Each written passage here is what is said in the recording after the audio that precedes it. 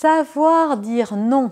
Bonjour, je suis Noémie de Saint-Cernin, je suis coach, conférencière, formatrice et l'auteur du livre Les clés du passé, se libérer pour changer de vie, paru aux éditions Erol. Alors si c'est la première fois que vous arrivez sur cette vidéo et que vous me voyez, eh bien je vous souhaite la bienvenue, bienvenue sur cette chaîne. Vous pouvez d'ailleurs vous y abonner si ça vous plaît et que vous avez envie d'aller plus loin. Aujourd'hui, je vais vous parler de l'affirmation de soi et de comment dire non.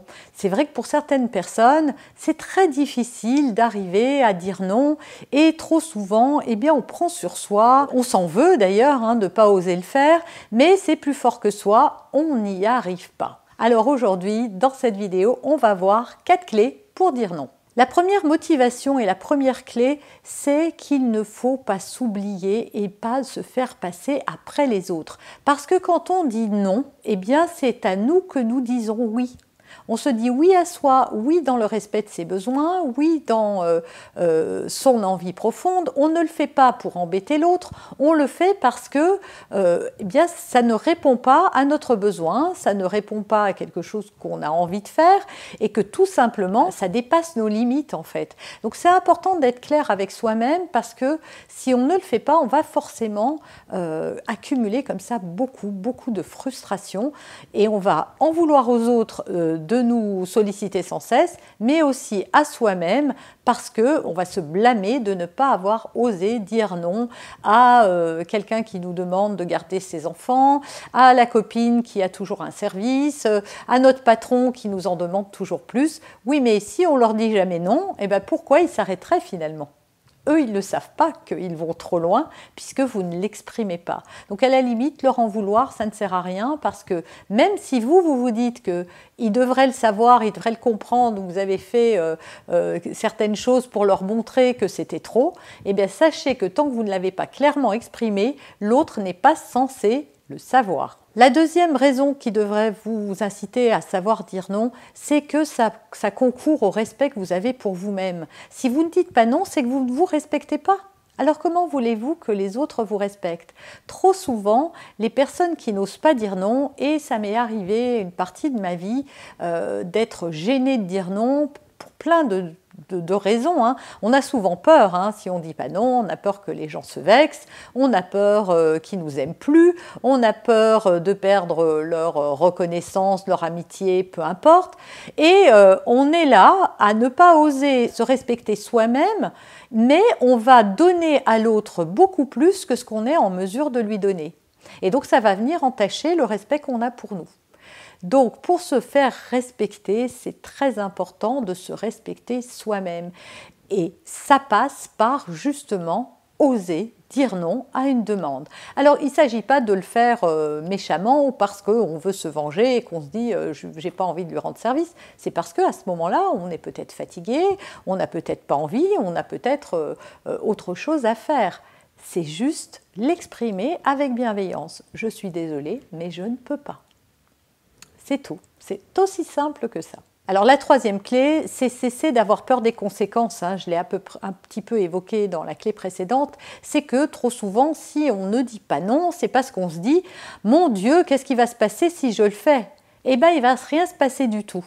Il va se passer au contraire que vous allez vous respecter et qu'enfin on va peut-être pouvoir respecter vos besoins. Mais surtout, si jamais ça devait être mal perçu, réfléchissez. Moi, c'est quelque chose que je me suis dit un jour. Je me suis dit, mais finalement, si je dis non à cette personne qui est censée être mon amie et qu'elle le prend mal, est-ce que c'est vraiment mon amie ? Qu'est-ce qu'elle aime chez moi ? Est-ce que c'est moi ou c'est le fait que je sois la bonne pâte qui rend toujours service ? Je me souviens, j'étais très jeune, je venais de claquer la porte pour ceux qui connaissent mon histoire. Pour les autres, vous irez acheter mon livre éventuellement ou fouiller sur mon site internet. Mais quand je me suis retrouvée à la rue, alors je ne suis pas restée à la rue tout le temps, donc après, peut-être 6-7 mois après, j'avais trouvé un appartement dans lequel j'étais chez moi.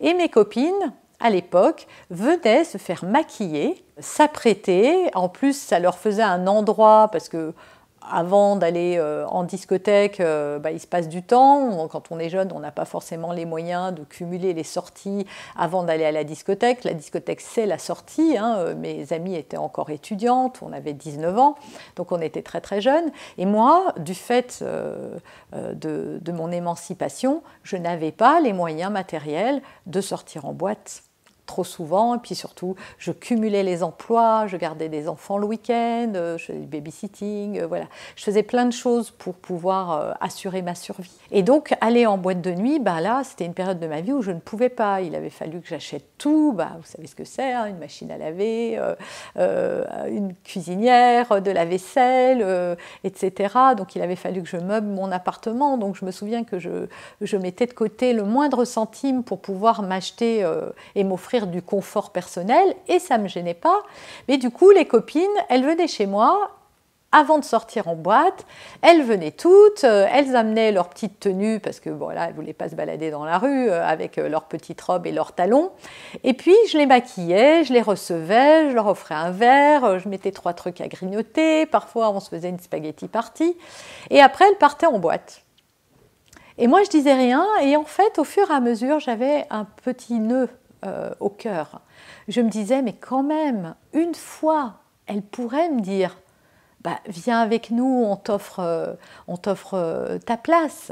C'était pas si cher que ça, même si on était étudiante. Et ils ne l'ont jamais fait. Et moi, j'étais dans l'attente de ça. J'attendais quelque chose. Et donc, en fait, je donnais rien. Parce que quand on dit oui, quand c'est non, quand au fond de soi, on ne le sent pas, où on ne le fait pas de bon cœur, finalement on dit non. Mais c'est un non qui n'est pas exprimé, et donc qui se nourrit en nous, et c'est ce qui s'était passé pour moi, du ressentiment. Et je leur en voulais. Et je me souviens que quand elles m'appelaient, parce qu'au début je le faisais de bon cœur, il n'y avait pas de problème, et puis au bout de la 10e fois, voilà, au fur et à mesure c'était de plus en plus douloureux, et donc elles m'appelaient, Noémie, samedi on va en boîte, est-ce qu'on peut passer chez toi, oh là là tu nous maquilles tellement bien, etc. Est-ce que ça t'ennuie pas? Moi je rêvais de leur dire, non mais allez vous faire voir quoi, vous vous rendez pas compte, moi je travaille demain matin, et puis vous vous préoccupez même pas, et en plus vous devriez vous dire, mais elle aussi, on pourrait l'emmener, vous vous intéressez même pas à savoir pourquoi je viens pas avec vous, parce que j'avais beaucoup d'orgueil à l'époque pour dire que c'était parce que j'avais pas les moyens, donc je disais que je travaillais. Et en fait, je leur en voulais alors qu'elles ne savaient même pas la réalité des choses. Et que c'était donc pas de leur faute, mais de la mienne. Et quand j'ai compris ça, j'ai pu exprimer, justement, avec bienveillance, des noms qui n'étaient pas des noms de vengeance, des noms parce que j'étais pas sympa, mais simplement de dire, voilà, moi demain je me lève tôt et honnêtement je suis ravie que vous alliez en boîte tout le temps, mais moi ça me fait de la peine finalement de venir, de vous maquiller, de vous voir partir vous amuser et puis moi de rester toute seule dans mon appartement. Donc je préfère rester tranquille à la maison et puis vous allez trouver une solution.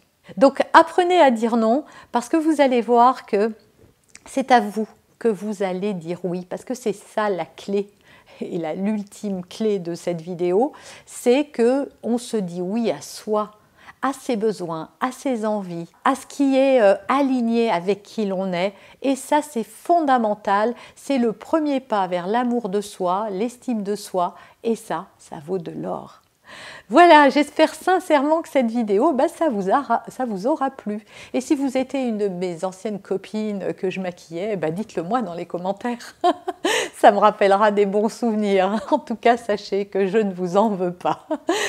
Si vous avez aimé cette vidéo, eh bien, aidez-moi. Mon objectif à moi, c'est d'aider un maximum de gens à voir la vie côté bonheur, à justement changer ses fonctionnements pour être plus heureux, pour avoir plus de joie. Alors, partagez cette vidéo ou d'autres. Et puis, abonnez-vous si vous voulez en recevoir davantage. Et surtout, rappelez-vous, la vie vous veut du bien.